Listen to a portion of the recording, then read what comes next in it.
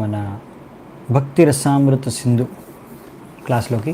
So ఈరోజు నుంచి మనము భక్తి రసామృత సింధు ఈ పుస్తకాన్ని మనం మొదలు పెడుతున్నాము. సో మొదలుపెట్టే కన్నా ముందు మంగళాచరణ చేసుకుందామంట. ఓం అజ్ఞానతిమిరాంధస్య జ్ఞానాంజనాశలాకయ చక్షోరున్మిళితం యేన తస్మై శ్రీగురవే నమః. శ్రీచైతన్యమనోభీష్టం స్థాపితం యేన భూతలే స్వయం రూపః కదా మహ్యం దదాతి స్వపదాంతికం.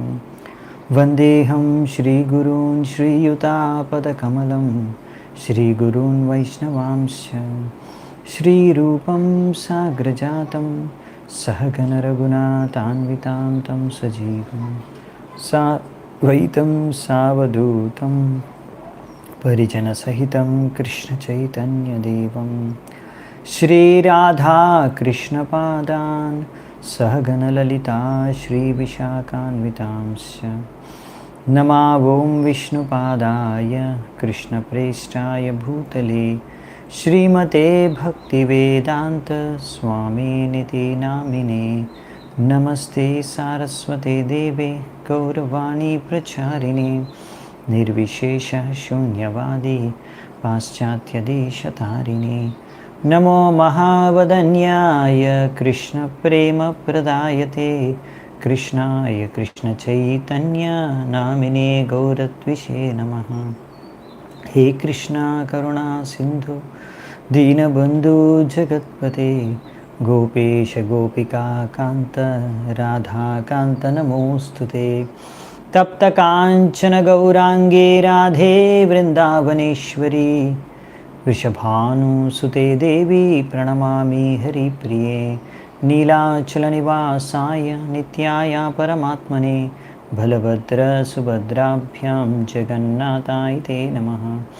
వాంఛాకల్పతరుభ్యశ్చ కృపాసింధుభ్య ఏవ చ పతితానాం పావనేభ్యో వైష్ణవేభ్యో నమో నమః.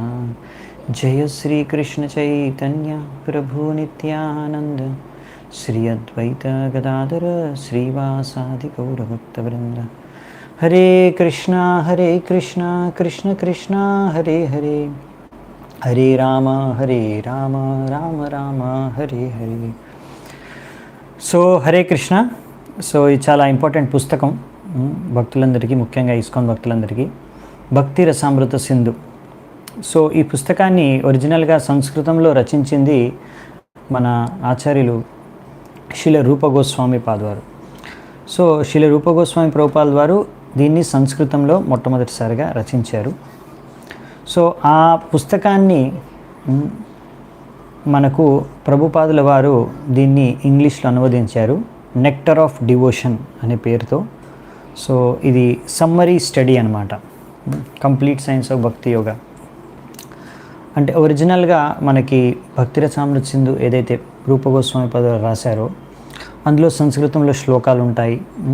కానీ ఇప్పుడు ప్రభుపాల్ వారు దాన్ని మనకు ఈజీగా అర్థమయ్యే విధంగా సారాంశం, దాని యొక్క మొత్తం సంపూర్ణమైన సారాంశాన్ని మనకు ఇక్కడ భక్తి రసామృత సింధు అనే పుస్తకం రూపంలో మనకు అందించారు. సో అందుకని ఇందులో శ్లోకాలు ఉండవు. ఎలాగైతే మనకి ఇప్పుడు శ్రీమద్ భాగవతం 10వ స్కందాన్ని, అందులో ఉన్న కృష్ణలీలలన్నింటినీ కూడా మనకు లీలా పురుషోత్తం, దేవాది దేవుడి లీలా పురుషోత్తం శ్రీకృష్ణుడు పుస్తకం రూపంలో ఎలా ఇచ్చారో స్టోరీ రూపంలో, అలాగే ఇక్కడ అన్ని మనకి సంస్కృతం శ్లోకాలు ఏమి ఉండవు. కానీ అవే శ్లోకాల యొక్క అర్థాన్ని ప్రభుపాల్ వారు మనకు అర్థమయ్యే విధంగా అందించారనమాట. సో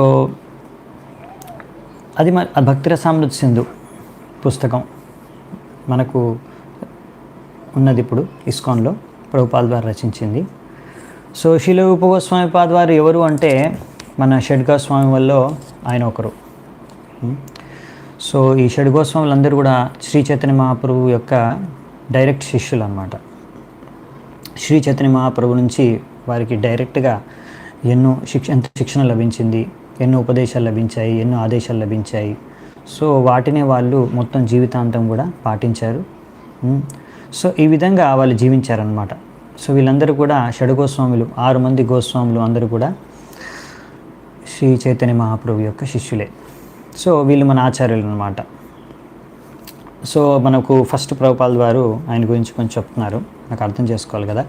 సో ఈ పుస్తకాన్ని ఒరిజినల్గా రచించింది శ్రీ రూప గోస్వామి పాద్ వారు. సో రూప గోస్వామి పాద్ వారు ఫస్ట్ టైము శ్రీ చైతన్య మహాప్రభుని కలిశారు. ఎప్పుడు కలిశారంటే ఆ సమయంలో ఈ గవర్నమెంట్ ఏదైతే ఉందో పరిపాలించేది ఇక్కడ బెంగాల్లో, ఆ సమయంలో అంటే 500 సంవత్సరాల క్రితం ఇక్కడ మొహమ్మదియన్ గవర్నమెంట్ ఉండేదన్నమాట. వాళ్ళు ఇక్కడ పరిపాలించేవారు మొహమ్మదియన్లు. సో ఆ సమయంలో వాళ్ళ గవర్నమెంట్లోనే ఒక మినిస్టర్గా ఉండేవారనమాట రూప గోస్వామి పాద్ వారు. ఆయన ఇంకా ఆయన అన్నయ్య సనాతన గోస్వామి, వీళ్ళిద్దరి పేర్లు అప్పుడు ధబీర్ కాస్ ఇంకా సాకార్ మల్లిక్. సో రూప గోస్వామి పేరు ఇంకా సనాతన గోస్వామి పేరు ముందు ఉండేవి పేర్లు ఏంటంటే ధబీర్ కాస్ ఇంకా సాకార్ మల్లిక్. అంటే ఇవి వాళ్ళు మొహమ్మదియన్ రాజా ఇచ్చిన పేర్లు అనమాట. ఇంకా వాళ్ళకి ఎంతో ఈ నవాబ్ హుసేన్ షా ఎవరైతే పరిపాలించేవారో ఆ సమయంలో బెంగాల్ని, వీళ్ళు ఎంతో ఉన్నతమైన పదవులు వీళ్ళకి ఇచ్చారనమాట. ఇది 500 సంవత్సరాల క్రితం విషయం. అంటే ప్రైమ్ మినిస్టరు, హోమ్ మినిస్టరు, ఇలా ఫైనాన్స్ మినిస్టరు, ఇలాంటి పదవులు ఉంటాయి కదా, ఇలాంటి పదవులు ఆ సమానంగా వీళ్ళకి ఇచ్చారనమాట. ఆ సమయంలో హిందూ సొసైటీలో చాలా రిజిడ్గా ఉండేవారు అనమాట, చాలా స్ట్రిక్ట్గా ఉండేవారు అనమాట.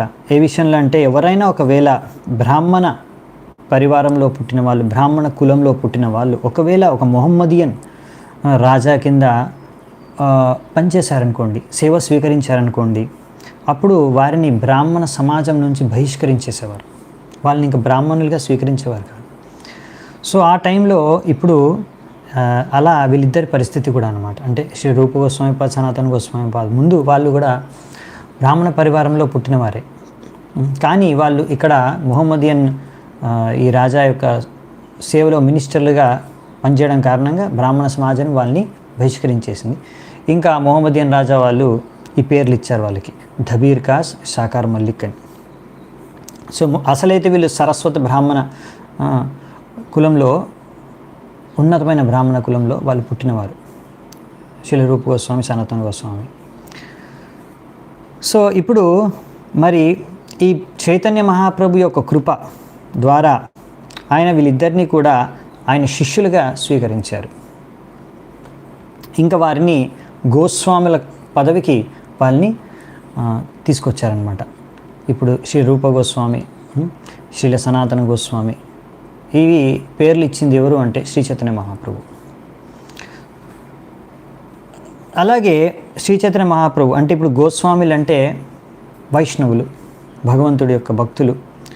సో వీరు బ్రాహ్మణుల కన్నా సర్వశ్రేష్టమైన వాళ్ళు. సో బ్రాహ్మణ సంస్కృతిలో, సమాజంలో అందరికన్నా శ్రేష్టమైన వాళ్ళు అంటే గోస్వాములు. సో వాళ్ళకి ఉన్నతమైన స్థానాన్ని శ్రీ చైతన్య మహాప్రభు వారికి కల్పించారనమాట. ఎందుకంటే వాళ్ళు మహాభక్తులు, గొప్ప శుద్ధ భక్తులు కనుక. సో చైతన్య మహాప్రభు అలాగే హరిదాస్ ఠాకూర్, శ్రీల హరిదాస్ ఠాకూర్ కూడా ఆయన్ని కూడా శిష్యుడి రూపంలో స్వీకరించారు. ఇప్పుడు హరిదాస్ ఠాకూర్ అయితే ఆయన పుట్టుకతోనే ఆయన మొహమ్మదియన్ పరివారంలో జన్మించారు. అయినా కానీ చైతన్య మహాప్రభు ఆయన శిష్యుడి రూపంలో స్వీకరించారు. ఎందుకంటే ఆయన మహాశుద్ధ భక్తుడు, ఆయనకు హరినామం పట్ల ఉన్న రుచి, ఆయన ప్రతిరోజు 3 లక్షల నామాలను జపం చేసేవారు. సో ఆయనకి అందుకే నామాచార్య స్థానాన్ని ఇచ్చారు, పదవిని ఇచ్చారు, అన్ని నామాచార్య ఘోషించారు. ఎందుకంటే ఆయన ఈ విధంగా ఎప్పుడు హరినామాన్ని జపించేవారు. హరే కృష్ణ కృష్ణ కృష్ణ హరి హరి, హరే రామ రామ రామ హరి హరి. సో ఈ విషయం మనం అర్థం చేసుకోవాలన్నమాట. ఇక్కడ అసలైన విషయం ఏంటంటే ఇప్పుడు ఇక్కడ హరిదాస్ ఠాకూర్ ఏమో మొహమ్మదియన్ పరివారంలో పుట్టారు, మళ్ళీ రూప గోస్వామి, సనాతన గోస్వామినేమో బ్రాహ్మణ సమాజం బహిష్కరించేసింది, వీళ్ళు ఇంకా బ్రాహ్మణులు కాదు, మా సమాజంలో లేరు, మా కులంలో కాదు అనేసి వాళ్ళని బహిష్కరించేశారు. ఎందుకంటే వాళ్ళు మొహమ్మదియన్ రాజా దగ్గర మినిస్టర్ పదవిలో సేవ చేస్తున్నందుకు. కానీ శ్రీ చైతన్య మహాప్రభు ఇక్కడ మనకు నేర్పించాలి అనుకున్న విషయం ఏంటంటే, మొత్తం విశ్వవ్యాప్తంగా కూడా ఇది ప్రిన్సిపల్ అనమాట. తత్వం ఏంటంటే ఎవరైనా సరే కృష్ణుడి యొక్క విషయం, కృష్ణుడి గురించి సంపూర్ణమైన జ్ఞానం కలిగిన వారు, ఆ విధంగా భగవంతుడి కృష్ణుడి సేవలో నియుక్తమైన వారిని మనము బ్రాహ్మణుల్లో కూడా is being higher position than A person, అంటే బ్రాహ్మణుల కులంలో పుట్టిన వారికన్నా కూడా శ్రేష్టమైన వాళ్ళు. ఎవరైనా కృష్ణ భక్తులు, కృష్ణుడి గురించి సంపూర్ణమైన జ్ఞానం కలిగి కృష్ణుడికి సంపూర్ణంగా సేవలో నియుక్తమైన వారు బ్రాహ్మణుల కన్నా కూడా శ్రేష్టమైన వాళ్ళు అనే విషయాన్ని ఇక్కడ శ్రీ చైతన్య మహాప్రభు ప్రతి ఒక్కరికి కూడా తెలియజేస్తున్నారు అన్నమాట. ఈ విధంగా వీరిని శిష్యుల రూపంలో స్వీకరించి వాళ్ళకి నామాచార్య, గోస్వామి పదవులు ఇచ్చి, స్థానాన్ని ఇచ్చి. సో ఇది వైదిక శాస్త్రాల యొక్క సారం. భగవద్గీత, భాగవతం మనకు నేర్పించేది ఇదే విషయం అన్నమాట. ఇది తత్వం. సో ఈ విధంగా శ్రీ చైతన్య మహాప్రభు యొక్క ఉద్యమం, ఏదైతే ఉద్యమం ఉందో ఈ ఉద్యమంలోనే మనం కూడా ఉన్నాము, ఇస్కాన్ కూడా ఉంది.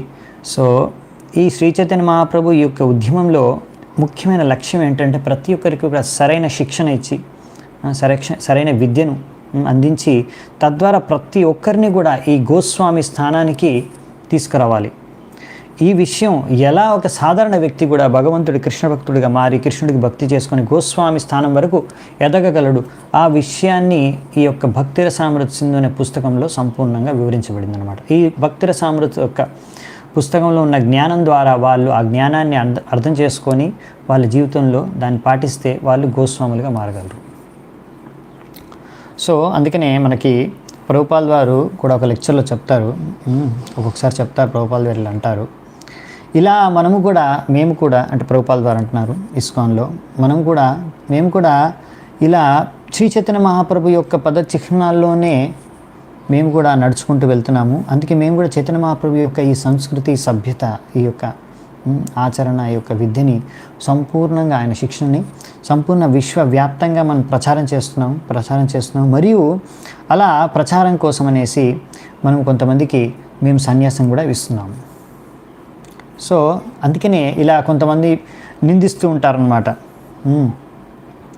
అదేంటి వీళ్ళు ఇస్కాన్లో వీళ్ళు మిలెట్స్లకి లేకపోతే విదేశాల్లో పుట్టిన వాళ్ళకి సన్యాసం ఇస్తున్నారు, వాళ్ళు సన్యాసులు ఎలా అవ్వగలుగుతారు, వాళ్ళు కృష్ణుడు ఎలా పూజించగలుగుతారు, వాళ్ళు వేరే కులంలో పుట్టారు, వేరే దేశంలో పుట్టారు, వేరే మతంలో పుట్టారు, ఇలాంటివి ఎంతోమంది నిందిస్తూ ఉంటారు, ఇలాంటి నిందనలు చేస్తూ ఉంటారు. కానీ అసలైన కృష్ణతత్వాన్ని తెలిసిన వారు, వేదాల యొక్క సారాన్ని తెలిసిన వాళ్ళు ఈ విషయాన్ని అర్థం చేసుకోగలరు. కృష్ణ భక్తి అనేది ప్రచారం చేయడం ఎంత ఇంపార్టెంటో, ఇంకా కృష్ణ భక్తి అనేది ప్రతి ఒక్కరు స్వీకరించి ప్రతి ఒక్కరు కూడా కృష్ణుడి భక్తులుగా మారవచ్చు. సో అలా కృష్ణ భక్తులుగా మారిన వాళ్ళు సన్యాసం కూడా తీసుకోవచ్చు. వాళ్ళు ఏ కులంలో, ఏ దేశంలో, ఏ మతంలో పుట్టినా దానికి సంబంధం లేదనమాట. సో ఇది శాస్త్రాలు మనకు చెప్పేవి, భగవద్గీత, భాగవతం. అదే శ్రీ చైతన్య మహాప్రభు కూడా తన జీవిత చరిత్రలో ఇలాంటి ఘటనల ద్వారా మనకి ఈ విషయాన్ని నేర్పించారు. అలాగే శ్రీల ప్రభుపాల్ వారు కూడా అందుకనే ఇలాంటి కొంతమంది వ్యక్తుల యొక్క మాటల్ని పట్టించుకోలేదు, నిందనల్ని పట్టించుకోలేదు. ఎందుకంటే మనము శ్రీ చైతన్య మహాప్రభు యొక్క అడుగుజాడల్లో నడుస్తున్నాం కనుక. సో అందుకనే ఈ విధంగా ముందు కాలంలో అలా ఉండేది. సో అదే ఇక్కడ మనకి చెప్తున్నారనమాట. సో శ్రీ చైతన్య మహాప్రభు వీళ్ళిద్దరిని, అప్పుడు వాళ్ళిద్దరి పేర్లు వచ్చేసి రూప గోస్వామి, సనాతన గోస్వామి పేర్లు, ధబీర్ కాస్ ఇంకా సాకార్ మల్లిక్, వాళ్ళిద్దరిని రామకేలి అనే ఒక గ్రామంలో కలిశారనమాట. ఇది మాల్దా డిస్ట్రిక్ట్లో ఉంటుంది, వెస్ట్ బెంగాల్లోనే, ఇప్పుడున్న వెస్ట్ బెంగాల్లోనే మాల్దా డిస్ట్రిక్ట్లో ఈ గ్రామం ఉందన్నమాట, రామ్కెళ్ళి. సో వీళ్ళిద్దరిని కలిసిన తర్వాత సో ఏం జరిగింది అంటే వీళ్ళిద్దరు కూడా కొంచెం సమయంలో ఈ యొక్క నవాబ్ హుసేన్ షా గవర్నమెంట్లో ఉన్న పదవుల్ని త్యాగం చేసేసి వాళ్ళు చైతన్య మహాప్రభు యొక్క ఉద్యమంలో జాయిన్ అయిపోయారనమాట. ఈ దబీర్ కాసే తర్వాత రూప గోస్వామి పేరుతో మనకి తెలుసు. ఆయన ఎలా రిటైర్ అయ్యారంటే ఆయన మొత్తం పోస్టుని వదిలేసి, ఆ పదవిని వదిలేసి, చాలా పెద్ద పదవిలో ఉండేవారు ఆయన. సో ఆ పదవిని వదిలేసి అప్పుడు ఆయనకి ఆ పదవిలో ఉన్నప్పుడు ఎంతో డబ్బులు ఆయన సంపాదించాడు, ఆయన ఎంతో జీతం వచ్చేది. సో ఆ డబ్బులంతా కూడా ఏదైతే ఆయన సంపాదన ఉందో, ఆయన ఇంతకాలం సేవ చేసిన సంపాదన ఏదైతే ఉందో అదంతా కూడా చైతన్య చరితామృతిలో వర్ణించబడింది. అవన్నీ బంగారు నాణ్యాల రూపాల్లో కొన్ని కోట్లాది విలువగల సంపద అనమాట. కొన్ని కోట్లాది రూపాయలతో సమానం. అది ఎంత అంటే ఒక నావ బోట్ నిండా గోల్డ్ కాయిన్స్ నిండిపోయి ఉన్నాయంట. మీరు అర్థం చేసుకోవచ్చు ఒక గోల్డ్ కాయిన్ విలువ ఎంతో. అలాంటిది ఒక బోట్ నిండా గోల్డ్ కాయిన్స్ అంట. అంత సంపద ఉండేది రూపగోస్వామిపాద్ దగ్గర ఆయన పదవిలో ఉన్నప్పుడు. సో ఆయన పదవిని త్యాగం చేసినప్పుడు అంత సంపదని ఏం చేశారు అంటే, అది చాలా ముఖ్యమైనది, అంత గృహస్థులందరికీ కూడా నేర్చుకోవాల్సిన విషయం అని ప్రభుపాల్ వారు లెక్చర్లో చెప్తారు ఇక్కడ.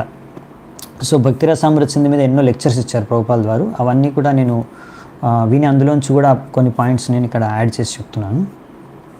సో అక్కడ చెప్తారన్నమాట, గృహస్థులు కూడా ఇలా చేయాలి, ఈ విధంగా మనీని డివైడ్ చేయాలి, సంపాదనని. సో ఇక్కడ మనకి ప్రభుపాల్ వారు రాస్తున్నారు, ఇది భక్తులందరూ కూడా ఇది అనుసరించాలి అనేసి. సో 50%, 50% ఎంతైతే ఆయన డబ్బుని సేకరించారో, సంపాదించారో, అదంతా కూడా కృష్ణ భావనామృతం ప్రచారం చేసి బ్రాహ్మణులకి, వైష్ణవులకి ఆయన పనిచేశారంట. 50% కృష్ణ ప్రచారానికి వినియోగించారు, దానం చేశారు వైష్ణవులకి. దాని తర్వాత 25% వాళ్ళు తన బంధువులకి, పరివారం వాళ్ళకి ఇచ్చారంట. ఇంకో 25% ఆయన అత్యవసర కాలంలో అవసరం పడుతుందనేసి దాన్ని దాచిపెట్టారు, అత్యవసరాల కోసం, అత్యవసరమైన కాలంలో, ఎమర్జెన్సీ, ఇంకా పర్సనల్ ఎప్పుడైనా ప్రాబ్లమ్స్ కోసం. సో తర్వాత ఇది రూపగోస్వామిపాద్ వీరిలా దబీర్ కాస్ అప్పుడు ఆయన పేరు, ఆయన ఇలా రిటైర్ అయిపోయారు, ఆయన వెళ్ళిపోయారు. దాని తర్వాత సాకార్ మల్లిక్, ఎవరైతే తర్వాత సనాతన గోస్వామిగా మారుతారో, ఇప్పుడు ఆయన కూడా ఇంకా రిటైర్ అవుదాం అనుకుంటున్నారు, ఈ పదవిని వదిలేద్దాం అనుకుంటున్నారు. సో అలా వదిలేయడానికి ప్రయత్నించినప్పుడు నవాబ్ హుసేన్ షా ఆయనకు చాలా కోపం వచ్చేసి ఆయన జైల్లో పెట్టేశారు. చాలా పెద్ద స్టోరీ, నేను తర్వాత ఎప్పుడైనా సపరేట్గా ఒక్కొక్క గోస్వామి యొక్క స్టోరీని నేను సపరేట్గా తీసుకుంటాను. సో ఇప్పుడు మాత్రం మనం భక్తిరసామృత సింధులోకి వెళ్దాం. సో అందుకే ఇక్కడ బ్రీఫ్గానే ఎంత వర్ణించారో అంతే చెప్తున్నాను. సో అప్పుడు సాకార్ మాలిక్ జైల్లో పెట్టేస్తారు ఆయన్ని. సో అప్పుడు తర్వాత ఆయన ఏం చేస్తారంటే, ఇప్పుడు రూపగోస్వామిపాద్ ఎంతైతే డబ్బును కొంచెం దాచిపెట్టారు కదా, కొంచెం 25% ఎమర్జెన్సీ కోసం అనేసి, అందులోంచి ఆ డబ్బుని వినియోగించుకొనేసి, ఎందుకంటే రూపగోస్వామి అది ఒక ఆయన దగ్గర ఉంచి వెళ్తాడనమాట. ఇంకా సనాతన గోస్వామికి చెప్పేస్తారు, అతని దగ్గర డబ్బు ఉంది, బ్యాంకర్ ఒక అతని గ్రామంలో, ఆయన ఆ డబ్బు సహాయంతో నువ్వు కూడా ఇక్కడ నుంచి బయటికి వచ్చేసేయి, బయటపడి ఇక్కడ నుంచి అని. సో సనాతన గోస్వామి ఆ డబ్బుని ఉపయోగించి ఆ సహాయంతో, ఆ డబ్బు సహాయంతో దాన్ని ఉపయోగించి ఈ జైలు నుంచి, అక్కడ నుంచి ఆయన తప్పించుకొని వెళ్ళిపోతాడనమాట సనాతన గోస్వామి. ఈ విధంగా ఇద్దరు అన్నదమ్ములు, అంటే సనాతన గోస్వామి, రూప గోస్వామి, ఇద్దరు కూడా చైతన్య మహాప్రభుకి ఉద్యమంలో వాళ్ళు కూడా జాయిన్ అయిపోతారనమాట. సో రూప గోస్వామిపాద్ వారు ఫస్ట్ చైతన్య మహాప్రభుని ప్రయాగరాజ్, ఇప్పుడు ప్రయాగరాజ్లో దశాశ్వమేధ ఘాట్ అనే స్థలం పైన అక్కడ కలుస్తారు. అక్కడ ప్రయాగరాజ్లో 10 రోజులు, ఆ దశాశ్వమేధ ఘాట్ దగ్గర 10 రోజులు చైతన్య మహాప్రభు నిరంతరం కంటిన్యూస్గా 10 రోజులు రూపగోస్వామిపాద్కి ఎన్నో శిక్షణలు భక్తికి సంబంధించినవి ఇస్తారనమాట. ముఖ్యంగా ఈ యొక్క కృష్ణ భావనామృతానికి ఈ యొక్క విజ్ఞానం ఆయనకు అందిస్తారు. ఈ చైతన్య మహాప్రభు ఏవైతే రూపగోస్వామిపాద్కి చెప్పారో శిక్షణలు, ఇవన్నీ కూడా టీచింగ్స్ ఆఫ్ లార్డ్ చైతన్య అని మన పుస్తకం ఉంది, ప్రభుపాల్ ద్వారా రచించారు, అందులో ఇచ్చారనమాట. సో చైతన్య చరితామృతిలో కూడా ఇవన్నీ ఉన్నాయి, వర్ణించబడ్డాయి ఉన్నాయి. తర్వాత శ్రీ రూపగోస్వామిపాద్ వారు ఇవన్నీ ఏవైతే ఆయన జ్ఞానాన్ని విన్నారో శ్రీ చైతన్య మహాప్రభు నుంచి 10 రోజులు, ఆ జ్ఞానాన్ని అంతా కూడా ఆయన అర్థం చేసుకొని దాన్ని మనకు అర్థమయ్యే విధంగా, ఇంకా శాస్త్రాల నుంచి ఎన్నో శాస్త్రాల్లో ఈ జ్ఞానానికి సంబంధించిన రెఫరెన్స్, అంటే ఈ పాయింట్ ఏదైతే ఇప్పుడు చైతన్య మహాప్రభు రూపగోస్వామిపాద్ చెప్పారో ఆ పాయింట్కి సంబంధించిన శాస్త్రాల్లో ఎన్నో రకాల రెఫరెన్సెస్ కానీ, శ్లోకాలు కానీ, ఘటనలు కానీ ఉంటాయన్నమాట. వాటన్నిటిని సేకరించి ఆయన ఈ విధంగా ఈ యొక్క భక్తిరసామృత సింధు ఇంకా వివిధ పుస్తకాల రూపాల్లో ఆయన రచించారనమాట. అందుకని శ్రీనివాసాచార్య ఆయన తన ప్రార్థనలు షడ్గోస్వాములకి ఆయన ప్రార్థన చేసుకుంటాడు. ఆ ప్రార్థనలో ఆయన చెప్తారనమాట, ఈ షడ్గోస్వాములు అందరూ కూడా ఎంతో శాస్త్రాల్లో నైపుణ్యం కలిగిన వాళ్ళు, నిపుణులు, నానా శాస్త్ర విచారణైక నిపుణౌ సద్ధర్మ సంస్థాపకౌ. సో ధర్మాన్ని సరిగ్గా స్థాపించడం కోసం అనేసి వాళ్ళు ఈ శాస్త్రాన్ని రచించారు. వీళ్ళు ఎంతో నిపుణులు అన్నమాట, వేద శాస్త్రాల్లో అన్ని శాస్త్రాలు బాగా తెలిసిన వాళ్ళు, చదివిన వాళ్ళు, అర్థం చేసుకున్న వాళ్ళు. సో వాటన్నిటిని అర్థం చేసుకొని అన్ని శాస్త్రాల నుంచి తీసి సారాన్ని మనకి భక్తిరసామృత సింధు అనే పుస్తకాల రూపాల్లో మనకు అందించారు. సో వీళ్ళు ఎంత నిపుణులు అంటే ఈ శాస్త్రాలే కాకుండా ఇంకా వివిధ భాషలు, మన భాషే కాకుండా, మన భారతదేశం భాషలే కాకుండా, సంస్కృతము, ఇలా బెంగాలీ ఇలాంటి భాషలే కాకుండా బయట దేశ భాషలు, అంటే ఫారెన్ లాంగ్వేజెస్ అన్నమాట, పర్షియన్, అరబిక్, ఇవన్నీ లాంగ్వేజెస్ కూడా, ఈ భాషలో కూడా వాళ్ళకి తెలిసిన వాళ్ళు. సో చాలా పండితులు అన్నమాట, పెద్ద పండితులు. సో వీళ్ళన్ని శాస్త్రాలని, వైదిక శాస్త్రాలని బాగా అర్థం చేసుకొని చైతన్య మహాప్రభు ఎలా ప్రచారం చేయాలనుకుంటున్నారో, ఎలా ఈ ధర్మాన్ని స్థాపించాలనుకుంటున్నారో, ఈ వైదిక ధర్మాన్ని, దాన్ని వాళ్ళు స్థాపించడానికి ఈ పుస్తకాలు రచించారు, ప్రచారం చేశారు. సో అందుకని ఇప్పుడు మనము ఈ కృష్ణ భావనామృత ఉద్యమం ఏదైతే ఉందో మనది, ఇస్కాన్ హరే కృష్ణ ఉద్యమం, ఈ ఇస్కాన్ ఏదైతే ఉందో మనము ఇప్పుడు ఈ ప్రస్తుతం మనం ఉండే ఇస్కాన్లో కూడా మనకు ఈ శ్రీల రూప గోస్వామి పాద్ రచించిన ఈ పుస్తకాలు, ఇది మనకు ఒక అథారిటీ, ఆధారం. దీని ఆధారంగానే మనం భక్తి చేసుకుంటున్నాము, భక్తి జీవితంలో జీవిస్తున్నాము. సో అందుకనే మనము ఇలా రూపగోస్వామి వారు రచించిన పుస్తకాలు, వాళ్ళ శిక్షణని మనం స్వీకరించి మన జీవితంలో అనుసరిస్తున్నాం కనుక మనని రూపానుగాస్ అని కూడా అంటారనమాట. లేకపోతే రూప గోస్వామి, శిల రూప గోస్వామి ప్రభుపాదుల వారిని అనుసరించే వారిగా మన గుర్తింపు, ఇది మన ఐడెంటిటీ అన్నమాట. సో మనను సరిగ్గా భక్తి జీవితంలో మార్గదర్శన చేయడానికే ఈ భక్తిరసామృత సింధు అనే పుస్తకాన్ని రచించారు శ్రీ రూప గోస్వామి పాద్ వారు. సో దీన్నే ఇప్పుడు మనకి ప్రభుపాద్ వారు ఇంగ్లీష్లో ద నెక్టర్ ఆఫ్ డివోషన్ అని పుస్తకం పేరుతో రచించారు. దాన్ని మనం తెలుగులో కూడా అనువాదం చేసుకున్నాం, అది మీ దగ్గర ఉంది. సో ఈ విధంగా కృష్ణ భావనామృతంలో ఎవరైతే ఆల్రెడీ ఇప్పుడు వచ్చేసారో, ఉన్నారో, ఇస్కాన్లో ఉన్నారో, ప్రతి ఒక్కరు కూడా ఈ యొక్క పుస్తకాన్ని తప్పకుండా చదవాలి. ఇది చదవడం ద్వారా, అర్థం చేసుకోవడం ద్వారా మనం భక్తిలో బాగా స్థిరంగా మారిపోతామంట. సో ఇది చాలా ఇంపార్టెంట్ పుస్తకం. ప్రభుపాల్ వారు అంటారు, నా గురుదేవులు భక్తి సిద్ధాంత సరస్వతి ఠాకూర్ నాకు పర్సనల్గా చెప్పారు, నువ్వు భక్తి రసామృత సింధు బాగా చదువు అని. అలాగే దీక్ష అయిన ప్రతి వారికి కూడా ఆయన ఇలా చెప్పేవారు అనమాట. ఇన్ జనరల్గా భక్తి సిద్ధాంత సరస్వతి ఠాకూర్ అందరికీ భక్తి రసామృత సింధు పుస్తకాన్ని చదవడానికి. సో ఈ విధంగా ఇక్కడ విషయం చెప్తున్నారనమాట.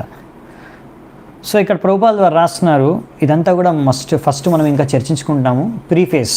సో నేను ప్రీఫేస్ నుంచి చర్చించుకుంటున్నాను. సో నేను భక్తి రసామృత సింధు ఇలాగే పేజ్ టు పేజ్ చర్చించుకుంటూ వెళ్ళిపోతాను. సో ఎందుకంటే ఇక్కడ మనకి శ్లోకాలు ఏం లేవు, కానీ ఇందులో రాసిన ప్రతి పాయింట్ చాలా ఇంపార్టెంట్. ఇంకొక విషయం ఏంటంటే, ఇవి యాక్చువల్లీ శ్లోకాల డైరెక్ట్ ట్రాన్స్లేషన్. ఒరిజినల్ భక్తి రసామృత సింధు ఏదైతే ఉందో దాంట్లో శ్లోకాలు ఏవైతే ఉన్నాయో వాటి ట్రాన్స్లేషన్స్ డైరెక్ట్గా ఇక్కడ ఉంటాయి. ప్రభుపాల్ వారు శ్లోకాలు రాయలేదు, కానీ దాన్ని ట్రాన్స్లేట్ చేసేసి డైరెక్ట్గా ప్రోస్ ఫార్మాట్లో రాసేసారనమాట. సో అందుకనే ఇది చాలా ఇంపార్టెంట్ పుస్తకం మనకి. సో భక్తి అంటే మనకి ఇక్కడ ట్రాన్స్లేట్ చేస్తారు ప్రభుపాల్ వారు, డివోషనల్ సర్వీస్.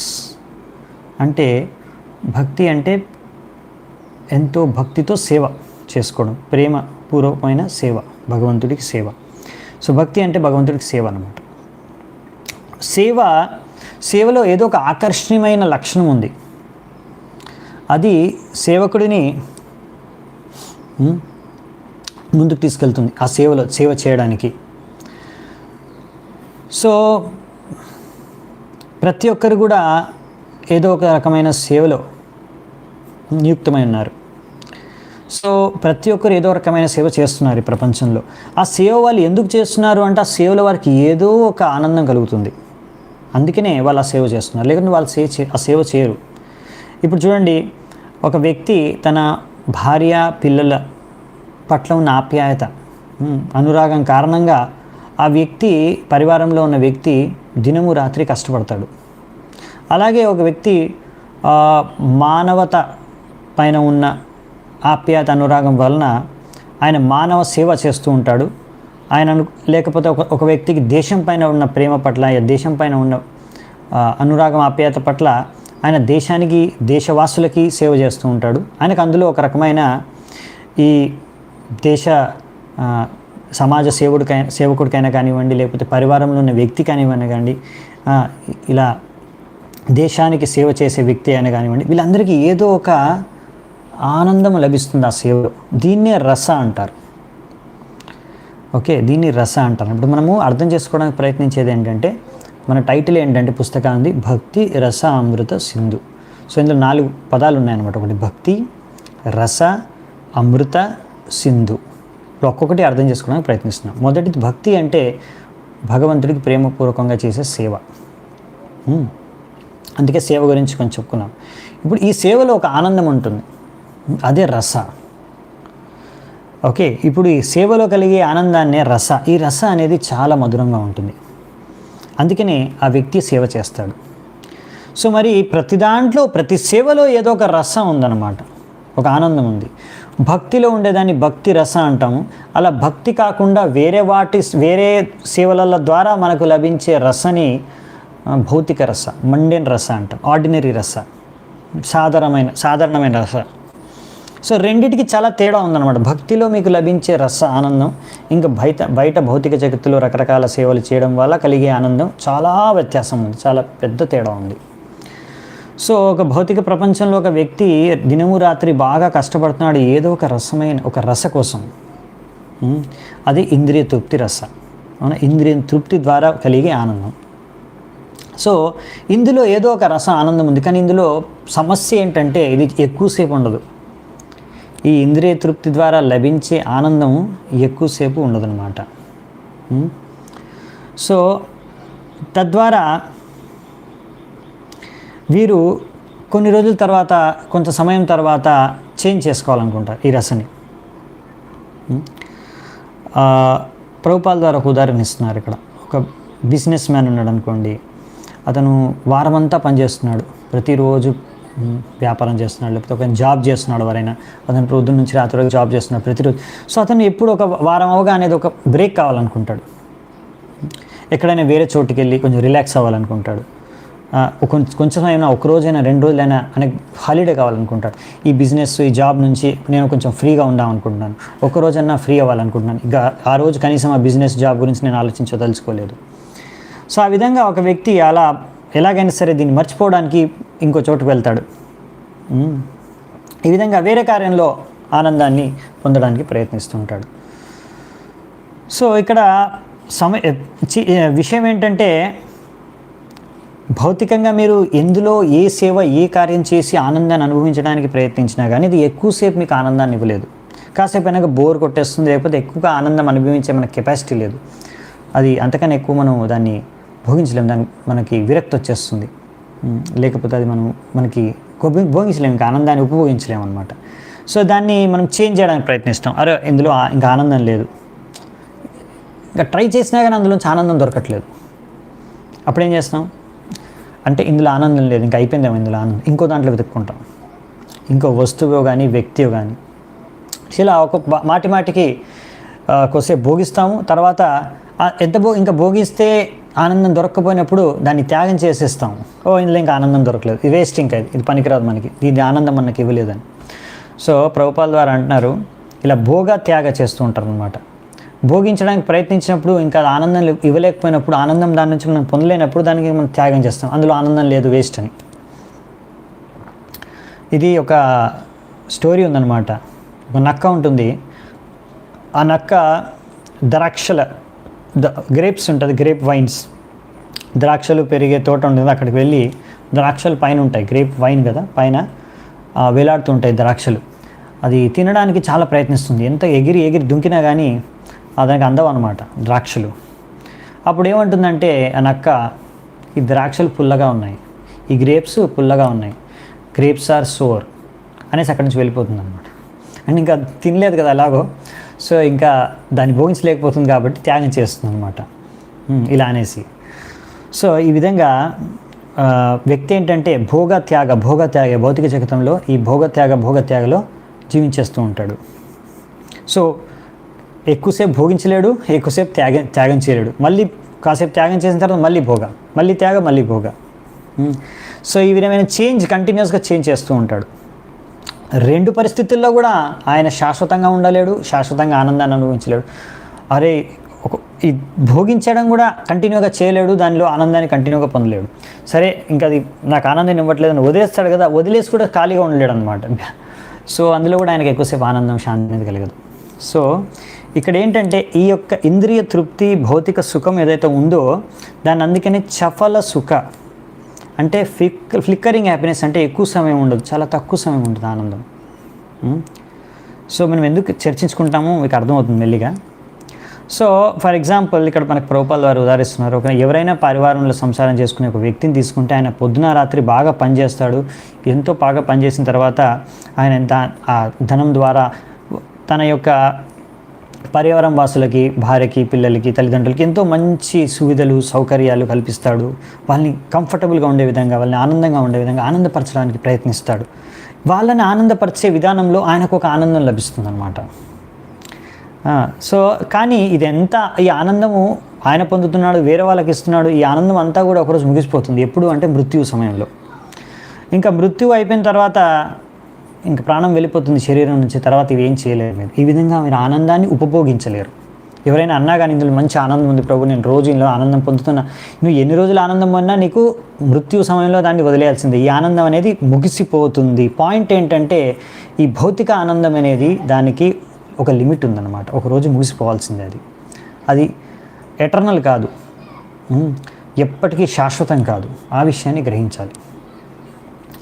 సో ఈ విధంగా ఎవరైతే భగవంతుడిని నమ్మరో వాళ్ళకి మృత్యు రూపంలో భగవంతుడు కనిపిస్తాడు, దర్శనమిస్తాడనమాట. కానీ భగవంతుడిని మనం ఏంటంటే భక్తి ద్వారా మనం గ్రహిస్తాం భగవంతుడికి సేవ చేసుకొని మనం భగవంతుడిని గ్రహిస్తాము. అదే నాస్తికులైతే వాళ్ళు మృత్యు సమయంలో అర్థం చేసుకుంటారు. ఎందుకంటే వాళ్ళు ఏం చేయలేరు. అప్పుడు వాళ్ళు స్వీకరించాల్సిందే మృత్యుని, దాని నుంచి తప్పించుకోలేరు. సో ఈ విధంగా మనకి ప్రభుపాల్ ద్వారా రాస్తున్నారనమాట. సో ఒక్కసారి మృత్యు వచ్చేసింది అనుకోండి, మీ చాప్టర్ ఫినిష్. ఇంకా ఇప్పుడు నీ పేరు, ఐడెంటిటీ అంతా ఫినిష్. ఇంకా నువ్వు ఎంత సంపాదించినావో, నువ్వు ఏం చేసావో, మీ పరివారం అంతా, నీకు సంబంధం అంతా కట్ అయిపోతుంది. మీరు ఏ ఫీల్డ్లో ఎంత సాధించినా సరే, రాజకీయంలో కానీ, సమాజంలో కానీ, దేశంలో కానీ, అంతర్రాష్ట్రీయ వరల్డ్లో, ప్రపంచంలో మీరు ఎంత పెద్ద గొప్ప గొప్ప పనులు చేసినా, సంపద సాధించినా అంతా కూడా ఈ యొక్క ప్రాణం వదిలిపోయినప్పుడు, ఈ జీవితం ముగిసిపోయినప్పుడు అంతా ముగిసిపోతుంది. కానీ భక్తి రస అలా కాదనమాట. ఇది మొండేన్ రస, అంటే భౌతిక రస. ఇది ఒకరోజు ముగిసిపోవాల్సిందే. మీరు జీవితాంతం ప్రయత్నించినా మృత్యు సమయంలో అయితే దీనికి ముగింపు రావాల్సిందే. కానీ భక్తి రస అలా కాదనమాట. అది అమృత. ఓకేనా? భక్తి రస అమృత. అమృత అంటే అమృతం అనేది మీకు అమరత్వాన్ని ఇస్తుంది. అవునా? అమరత్వం అంటే శాశ్వతం. సో భక్తిలో కలిగే రస అది అమృతం వంటిదన్నమాట. అది ఎప్పటికీ కూడా తగ్గదు. సో భక్తిలో ఉన్న రసం అనేది ఎప్పుడు ముగిసిపోదు. ఆ ఆనందం అనేది ఎప్పుడు కూడా తగ్గదనమాట. సో ఇది ముగిసిపోదు ఎప్పుడు ఆనందము. మీరు ఈ యొక్క శరీరాన్ని వదిలేసిన, మృత్యు వచ్చేసినా కానీ ఈ యొక్క భక్తి అనేది ఎప్పుడు కూడా ముగిసిపోదు. మీరు చేసుకున్న భక్తి ఎప్పుడు కూడా నశించిపోదు. అందుకనే మీరు చూడండి, మళ్ళీ మీరు పుట్టినప్పుడు ఒకవేళ మీరు ఇక్కడే భగవంతుడికి సంపూర్ణంగా భక్తి చేసుకున్నారు, 100% మీరు శుద్ధ భక్తులు అయిపోతే భగవద్ధామానికి తిరిగి వెళ్ళిపోతారు. లేదైనా కానీ లాస్ ఏం లేదు. మనకు భగవద్గీతలో చెప్తారు కదా, ఒకవేళ మీకు అస్సలు లాస్ లేదు ఈ మార్గంలో, కొంచెం మీరు భక్తి చేసుకొని కొంచెం భక్తి రసాన్ని ఆస్వాదించినా చాలు, మీకు next life compulsory minimum human being guarantee, మనిషి జీవితం అయితే దక్కుతుంది. సో ఈ విధంగా ఇది ఒక గ్యారంటీ ఉందన్నమాట. అదే మీకు ఈ గ్యారంటీ మీకు భౌతిక జీవితంలో లేదు. భౌతికంగా నువ్వు ఏం చేసినా కానీ నీకు మళ్ళీ నెక్స్ట్ లైఫ్ మనిషి జీవితం దక్కుతుందా లేదో గ్యారంటీ లేదు. దక్కినా కానీ మళ్ళీ నీకు పోయిన జీవితంలో నువ్వు సంపాదించినవన్నీ నీకు దొరకవు. మళ్ళీ ఏబిసిడి నుంచి నువ్వు స్టార్ట్ చేయాల్సిందే చిన్నప్పుడు. సో నువ్వు చదివిన చదువు కానీ, సంపాదించిన డబ్బు కానీ అంతా కోల్పోయినట్టే. సో అదనమాట. సో అందుకనే విషయం ఏంటంటే, ఈ జీవితంలో మనం చేసే కార్యాల వల్ల మన నెక్స్ట్ జీవితం నిర్ధారించబడుతుంది. అందుకే మనము ఈ జీవితంని సరిగ్గా ఉపయోగించుకొని భగవంతుడి కోసం, భగవంతుడి యొక్క ఆదేశాలను పాటించడం కోసం, భగవంతుడికి భక్తి చేసుకోవడం కోసం మనం ఉపయోగిస్తే, తద్వారా ఏంటంటే మనకి ఎంతో ఏ లాభం అయితే కలుగుతుందో అది శాశ్వతమైన లాభం.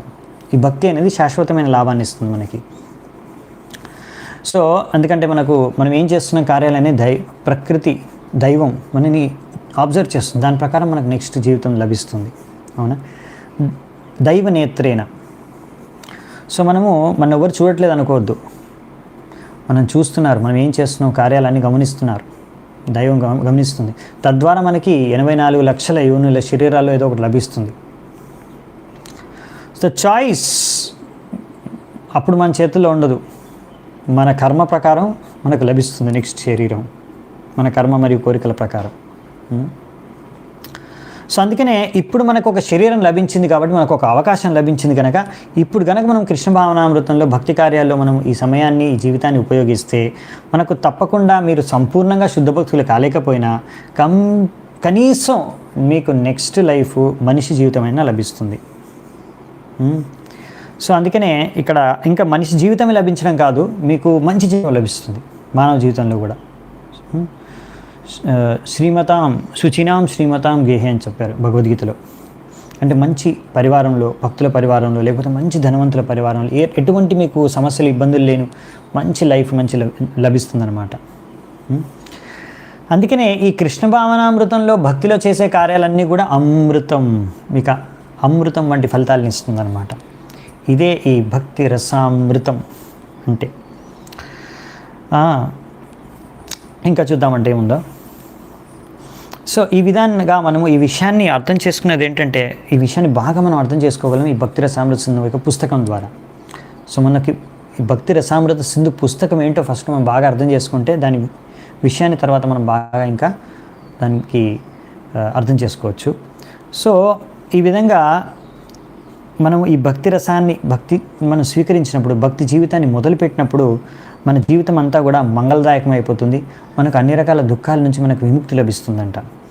అంతేకాకుండా ఇలా మనము శాశ్వతమైన జీవితం లభించే మనకి అవకాశం లభిస్తుంది.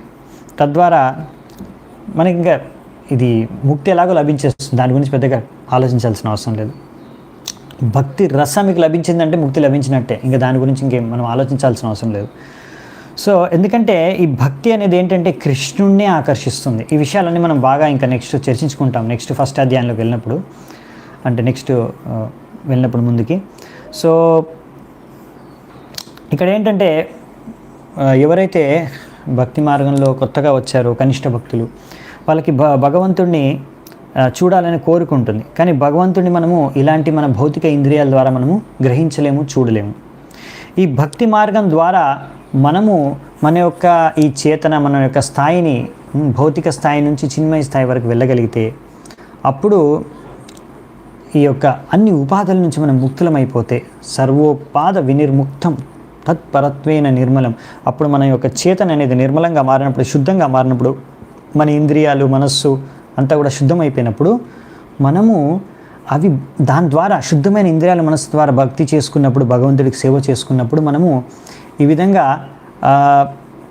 కృష్ణుడికి సంతుష్టి కోసం భక్తి చేసుకున్నప్పుడు మనం ఆ భక్తి రసాన్ని సంపూర్ణంగా ఆస్వాదించగలము, కృష్ణుడిని సంపూర్ణంగా మనము ఆస్వాదించగలం అన్నమాట. ఈ విధంగా ఇవన్నీ కూడా శాశ్వతమైన భక్తి రస ఆస్వాదాన్ని మనము అనుభవించవచ్చు, ఎంతగా మన ఇంద్రియాలు శుద్ధమైపోతే అంతగా అన్నమాట. సో అందుకనే మరి స్టార్టింగ్లో మనం ఇంకా భక్తి మార్గంలో స్టార్టింగ్లో ఉన్నప్పుడు ఏంటంటే మనము ఇవన్నీ కూడా ఎలా చేయాలి భక్తి అనేది నియమాలు, నిబంధనలు ప్రకారంగా ఒక గురువు యొక్క ప్రామాణికమైన ఆధ్యాత్మిక గురువు యొక్క, ఆచార్యుల యొక్క అనుగతలో ఉండి వారి యొక్క మార్గదర్శనంలో మనము భక్తి చేసుకోవాలి. తద్వారా మనము గ్రాడ్యువల్గా ఒక స్థాయికి చేరుకుంటాము. కొంచెం శుద్ధత పొందిన తర్వాత అప్పుడు మనము స్వాభావికంగా భగవంతుడికి భక్తి చేసుకునే స్థాయికి చేరుకుంటాము. అప్పుడు దాన్ని రాగానుగా భక్తి అంటారు. అది నెక్స్ట్ స్టేజ్ అనమాట. ఫస్ట్ స్టేజ్ వచ్చేసి సాధన భక్తి. సో మనం సాధన భక్తి చేసుకోవాలి ముందు, తర్వాత రాగానుగా భక్తి. సో ఇవన్నీ కూడా మనకి భక్తి రసామృత సింధులో ఎక్స్ప్లెయిన్ చేస్తారు. ఇక్కడ ఏమేమి జస్ట్ మనకి ఇక్కడ పాయింట్స్ టచ్ చేస్తున్నాం మనము, డీటెయిల్గా అన్నీ మనము ప్రవేశించిన తర్వాత చాప్టర్లోకి అప్పుడు చూద్దామంట. సో ఇక భక్తి రస కూడా 12 రసాలు ఉంటాయి. ఇవన్నీ కూడా ఈ పుస్తకంలో వర్ణించబడ్డాయి. సో ఈ 12 రసాల ద్వారా మనం కృష్ణుడితో ఆదాన ప్రదానం చేసుకోవచ్చు, మన యొక్క సంబంధాన్ని కృష్ణుడితో నిలుపుకొల్పుకోవచ్చు. అందులో కూడా ముఖ్యంగా 5 ప్రైమరీ రసాస్ అన్నమాట. ముఖ్యమైన రసాలు 5, ప్రాథమికంగా 5 రసాలు ఉంటాయి. తద్వారా మనం భగవంతుడికి సంబంధం ఏర్పరచుకోవచ్చు. ఆ సంబంధంలో మనం భగవంతుడితో ఆదాన ప్రదానం చేసుకోవచ్చు. సో విషయం ఏంటంటే ఇక్కడ మనం ఎందుకు భగవంతుడిని ప్రేమించాలి, భగవంతుడితో సంబంధం కలుపుకోవాలంటే, సంబంధం మనం ఎందుకు మళ్ళీ దాన్ని జాగృతం చేసుకోవాలంటే, ప్రతి వ్యక్తికి ఎవరో ఒకరిని ప్రేమించాలి అనే ఒక తపన, కోరిక ఉంటుందన్నమాట. ప్రతి ఒక్కరు ఎవరో ఒకరిని ప్రేమిస్తూ ఉంటారు. ఎవరిని ప్రేమించకుండా వ్యక్తి జీవించలేరు. ఈ యొక్క ప్రేమించే ప్రవృత్తి ప్రతి ఒక్క వ్యక్తిలో ఉంది. అంతేందుకు పశువుల్లో కూడా ఉంది, పులిలో కూడా ఉంది. ప్రభుపాల ద్వారా రాస్తున్నారు. కానీ ఇది చాలా డార్మెంట్ స్టేజ్లో ఉంటుందన్నమాట. అంత జాగృతమైన అవస్థలో లేదు. కానీ ఈ మనుషుల్లో ఇది చాలా పూర్ణ వికసిత స్థాయిలో ఉంటుంది, చేతన ఇంకా ప్రేమించే ప్రవృత్తి. కానీ విషయం ఏంటంటే ఎవరిని ప్రేమించాలి, ఎక్కడ ఎవరిని ప్రేమిస్తే మనకు సంపూర్ణమైన ఆనందం లభిస్తుంది, ఇక్కడ మిస్ అవుతుందన్నమాట. అందరూ పాయింట్ మిస్ అయ్యేది. సో ఇప్పుడు ప్రస్తుతం ఉన్న సమాజంలో మనిషి ఒక వ్యక్తి తన సమాజాన్ని ప్రేమిస్తాడు, లేకపోతే దేశాన్ని ప్రేమిస్తాడు, లేకపోతే తన పరివారం వాసుల్ని ప్రేమిస్తాడు, లేకపోతే తనని తానే ప్రేమించుకుంటాడు, తన శరీరాన్ని. సో ఈ విధంగా అతనికి తెలియదు అన్నమాట ఎవరిని ప్రేమించాలి, ఎక్కడ ప్రేమించాలి అని. తద్వారా ఎవరిని ప్రేమిస్తే మనము సంపూర్ణంగా ఆనందపడతాం, సంపూర్ణమైన ఆనందాన్ని పొందుతాం, ఈ విషయం తెలియదు. ఇదే పాయింట్ మిస్సింగ్ అన్నమాట ఈ సమాజంలో. ఎవరిని ప్రేమించాలి? కృష్ణుడిని ప్రేమించాలి. సో మనకి భక్తిరసామృత సింధు నేర్పిస్తుందన్నమాట ఎలా మనము ఆ కృష్ణుడిని ప్రేమించగలము. ఆ కృష్ణుడిని ప్రేమించడం ద్వారా మనం అత్యంతమైన ఆనందాన్ని అనుభవించగలము. ఆ విషయాన్ని మనకు భక్తిరసామృత సింధు నేర్పిస్తుంది. ఇక్కడ మనకు ప్రభుపాల ద్వారా ఒక విషయం చెప్తున్నారు.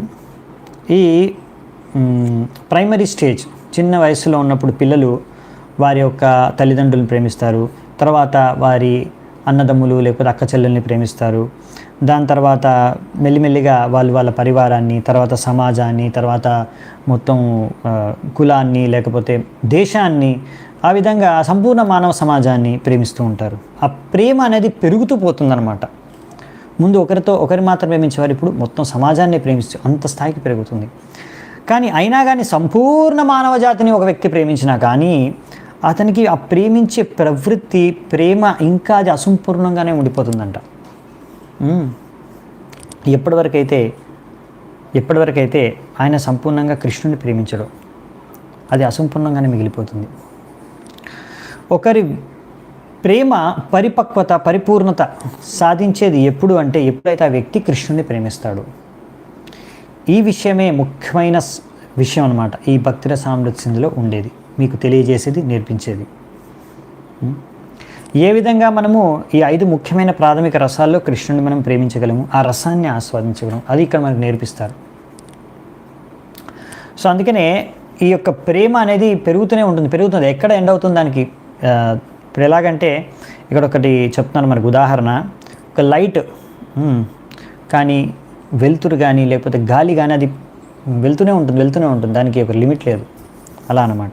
సో మనకి భక్తిరసామృత సింధు అనేది ఇక్కడ నేర్పించేది ఏంటంటే ఎలా మనం కృష్ణుని ప్రేమించగలం. ఎందుకంటే ఒకవేళ మనం ప్రతి ఒక్కరిని ఎవరైనా అడగచ్చు, కృష్ణుని ఎందుకు ప్రేమించాలి, మేము అందరినీ ప్రేమించాలనుకుంటున్నాం. మీరు కృష్ణుడిని ప్రేమిస్తే ప్రతి ఒక్కరిని ప్రేమించగలరు, ఇది సారం. ఈ విషయం అర్థం చేసుకోవాలి. సో ఈ ప్రేమ అనేది ప్రతి ఒక్కరిని ప్రేమించిన ఎలా జరుగుతుంది?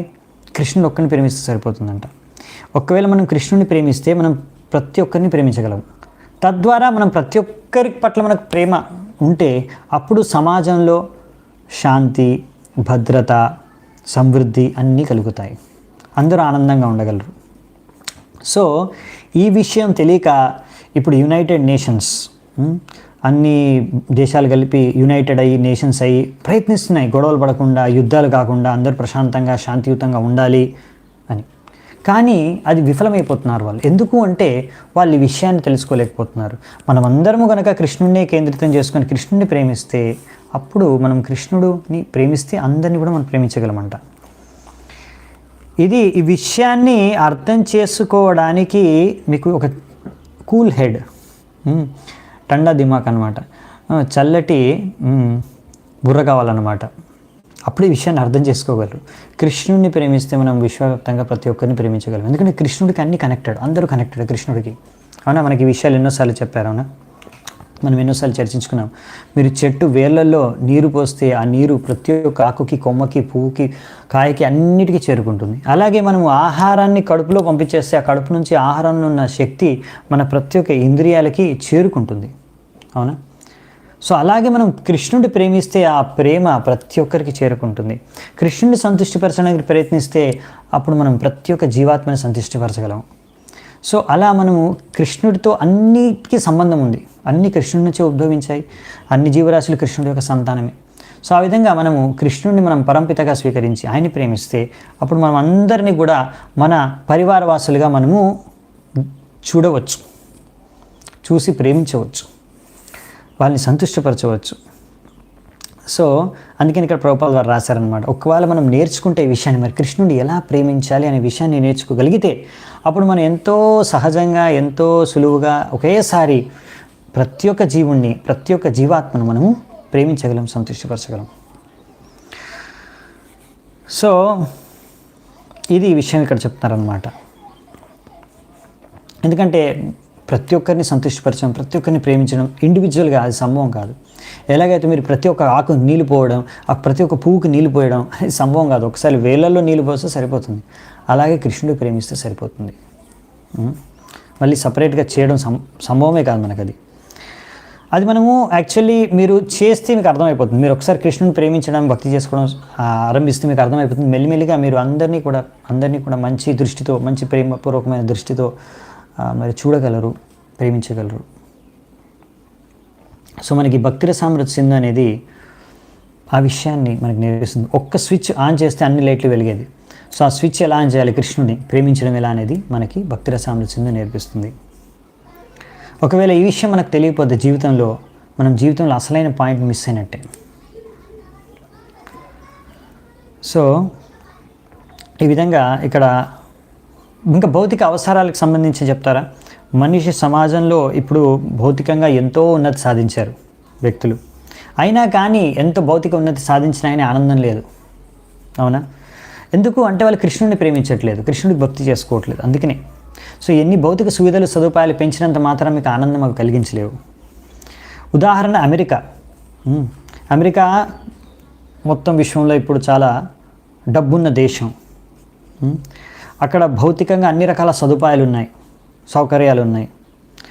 కానీ అక్కడ పుట్టి పెరిగి చదువుకున్న వ్యక్తులందరూ కూడా జీవితం గురించి తెలియదు, జీవిత విలువలు తెలియదు, ఇంకా భ్రమితమై ఉన్నారు, కన్ఫ్యూజ్ అయి ఉన్నారు, ఫ్రస్ట్రేట్ అయి ఉన్నారు అక్కడ ఉన్న వాసులు.